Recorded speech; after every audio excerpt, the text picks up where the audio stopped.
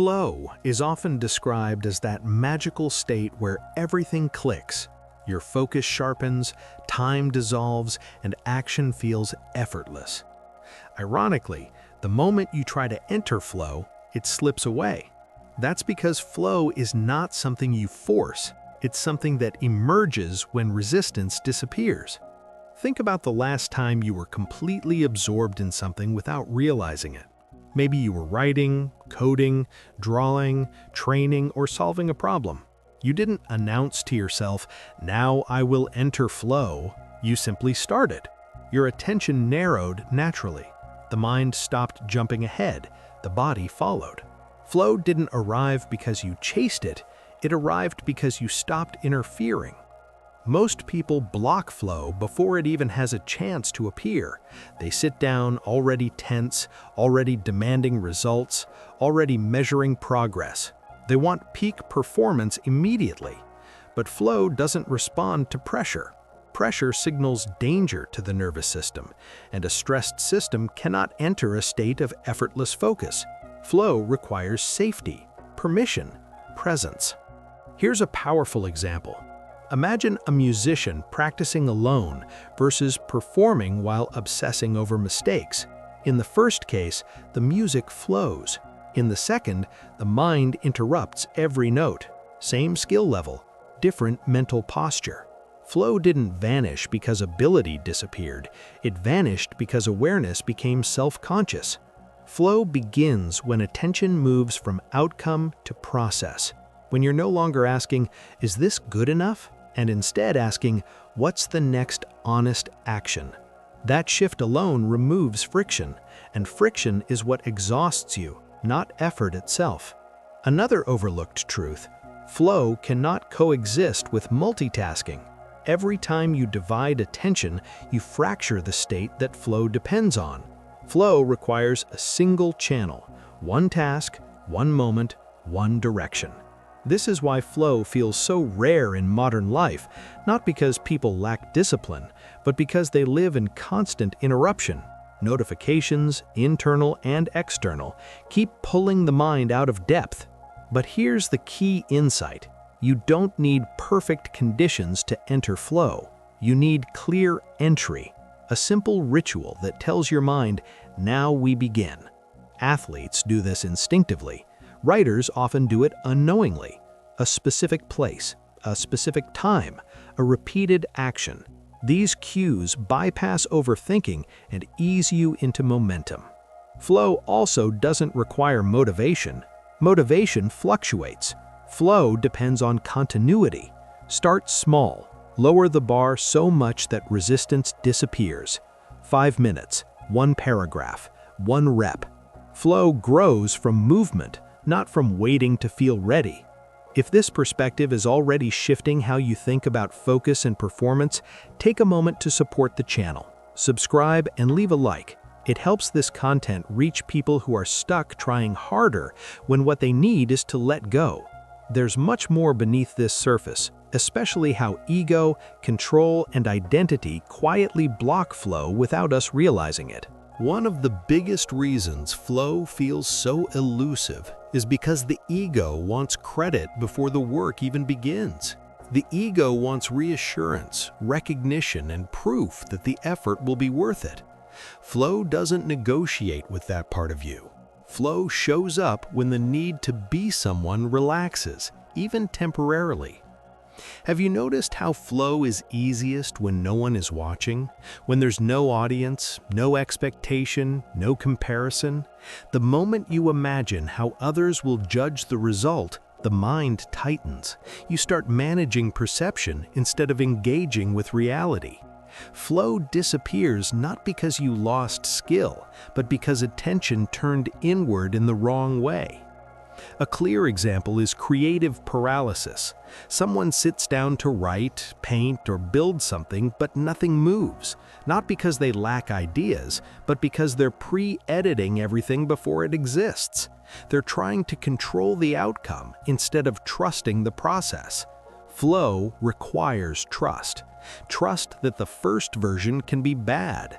Trust that clarity emerges through action, not before it. This is why children enter flow so easily. They don't optimize, they don't judge, they don't plan 5 steps ahead. They play. And play is structured freedom. It's engagement without pressure. Adults lose flow not because they grow smarter, but because they grow more afraid of wasting time, looking foolish, or failing quietly. Another hidden blocker of flow is emotional residue. Unprocessed emotions sit in the body like background noise. You may not consciously think about them, but they drain attention. That's why some days you just can't focus for no clear reason. It's not laziness, it's unresolved tension asking to be acknowledged. Flow doesn't require emotional perfection, but it does require honesty. Sometimes the fastest way into flow isn't to push harder, but to pause and name what you're feeling. Frustration, anxiety, pressure, fatigue. Once named, their grip loosens. Attention becomes available again. There's also a misunderstanding about discipline. Many people believe discipline means forcing yourself through resistance, but sustainable discipline is about reducing resistance before you start, setting up your environment so the right action is the easiest action. Fewer choices, fewer distractions, less negotiation with yourself. Think of flow like a river. You don't create the current by pushing the water, you remove the rocks.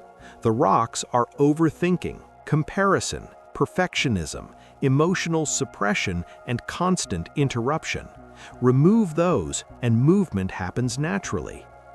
Another important shift: flow doesn't mean ease at every moment. It can include effort, challenge, even discomfort.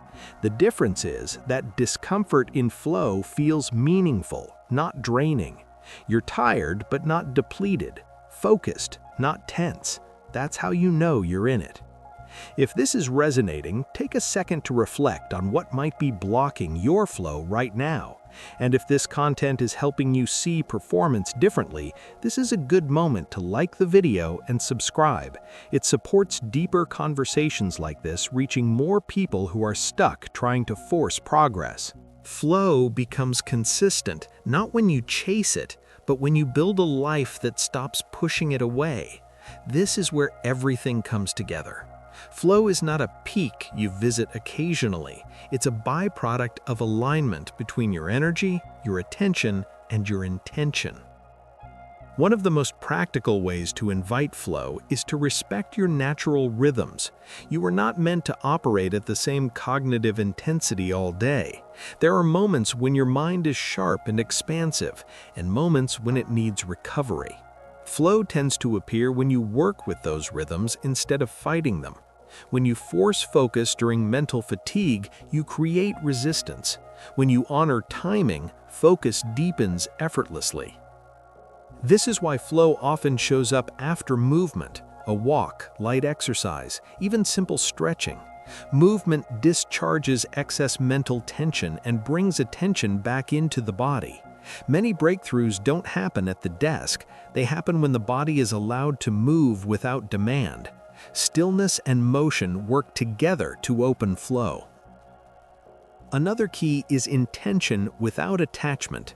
Before starting a task, set a simple direction, not a demand. Instead of "I must perform perfectly," try "I'll give this my full attention for the next block of time."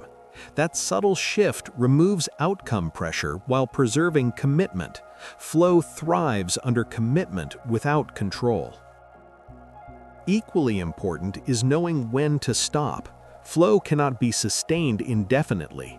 If you overextend it, it turns into exhaustion. Ending a session while you still have energy leaves a psychological opening. Your mind stays engaged in the background, making re-entry easier next time. This is why many artists and thinkers stop mid-idea. They're not avoiding work, they're protecting continuity. Flow also deepens when you narrow your inputs. What you consume mentally shapes your capacity for depth. Constant novelty fragments attention. Fewer inputs create more coherence. This doesn't mean isolation, it means selectivity. Choosing depth over noise trains the mind to stay with one thing long enough for flow to arise. And perhaps the most important realization, flow is not a reward for discipline, it's a sign of harmony. When your actions reflect your values, when your effort aligns with what genuinely matters to you, flow appears more often and lasts longer. Misalignment forces effort. Alignment reduces it. If you've made it this far, take a moment to support the channel. Subscribe and leave a like. It helps content like this reach people who are searching for sustainable focus, not burnout disguised as productivity. So the next time you sit down to work, create, or train, don't ask, "How do I get into flow?" Ask a different question. What am I doing that makes flow unnecessary? Remove that. Simplify. Begin. Flow doesn't arrive when you chase it. It arrives when you stop getting in its way.